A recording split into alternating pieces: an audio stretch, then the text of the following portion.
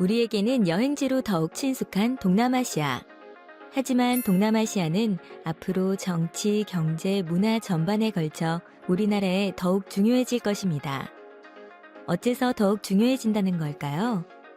이에 대한 대답은 동남아를 본격적으로 공부하기 시작한다면 알게 될 것입니다.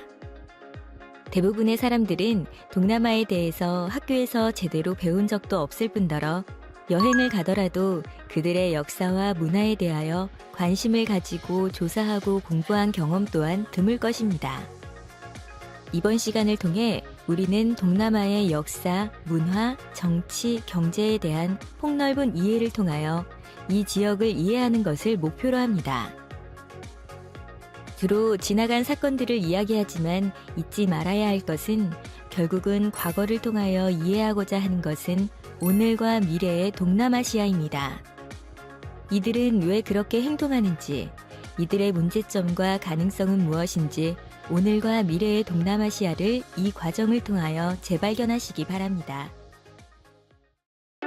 이번 시간에는 동남아시아를 구성하는 11개국을 구분하고 지역 공동체인 아세안의 성격에 대해 알아보며 동남아시아를 대륙부와 도서부로 나누어 그 특징과 지형, 그리고 대략적인 위치에 대해 알아보도록 하겠습니다.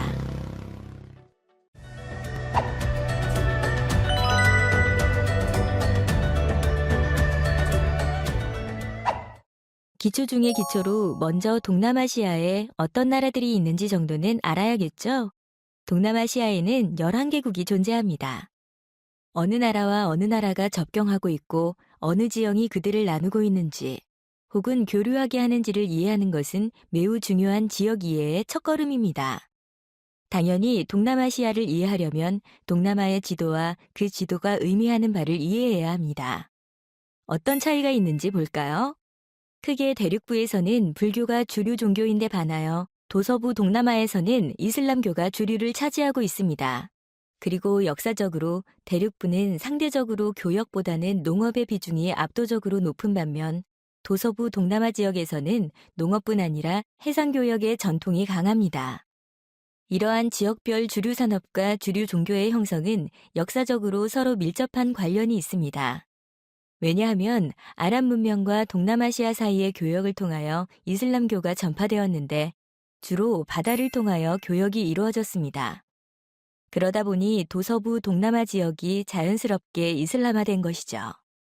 아랍권과 동남아 사이의 교역에서 가장 중심에 있었던 상품은 향신료였습니다. 동남아는 당시 아주 비싸고 귀중했던 클로브나 넛맥이라는 향신료의 산지였거든요. 즉 동남아시아 해양 지역에서 이슬람교의 전파는 전쟁이나 무력에 의한 강압적인 것이 아니라 교역을 통한 평화로운 과정으로 이루어졌음을 알 수 있습니다. 대륙부 동남아에서는 도서부 동남아에 비하여 향신료 무역이 덜 성행하다 보니 가까운 인도에서 들어온 불교가 정착하게 되었는데 이 또한 대체로 평화적인 과정을 통하여 전파되었습니다. 먼저 대륙부 동남아시아의 국가들부터 시작하겠습니다.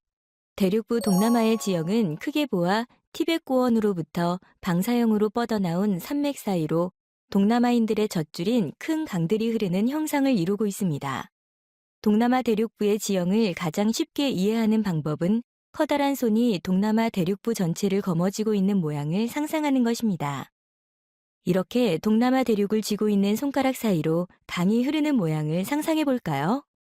그림의 5개의 손가락 중 오른쪽 엄지와 검지는 안남산맥, 중지에 해당하는 지형은 코랏고원, 약지는 샨고원, 새끼손가락은 아라카 산맥으로 볼 수 있습니다. 그 5손가락 사이로 커다란 강들이 흐르고 있는데 베트남 북부를 흐르는 홍강, 그 왼쪽이 동남아에서 가장 긴 강 메콩강입니다. 메콩강은 히말라야 지역에서 발원하여 중국을 거쳐 미얀마, 라오스, 태국, 캄보디아의 5개국을 거치며 흐르는 위대한 강이죠. 그리고 방콕 여행을 가봤다면 방콕을 가로지르는 큰 강을 기억할 텐데 그게 바로 짜오프라야 강입니다. 그리고 미얀마의 중심을 남북으로 관통하는 이라와디 강이 있습니다. 이렇게 홍강, 메콩강, 짜오프라야 강, 이라와디 강을 동남아 대륙부의 4대 강이라고 할 수 있습니다. 동남아 열대지방의 강우는 대부분 짧고 강하게 내리치는 스콜성 강우이죠.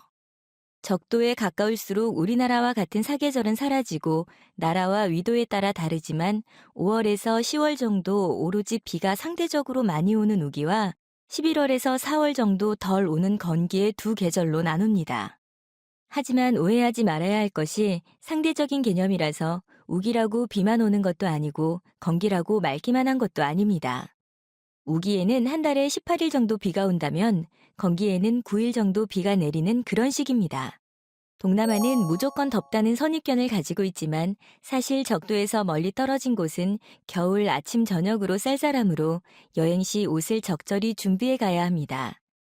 예를 들어 같은 베트남이라고 하더라도 남쪽의 호치민시는 북위 10도이지만 하노이시는 북위 21도에 위치하므로 겨울에 여행을 간다면 긴팔 옷도 준비해 가는 지혜가 필요합니다. 또한 날씨가 위도에 따라서만 달라지는 게 아니죠.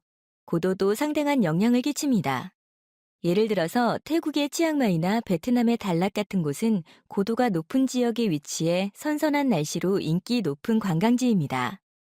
이제 기초를 다졌으니 본격적으로 동남아 이야기를 풀어가 볼까요? 오늘 학습한 내용을 복습하며 정리해 보세요.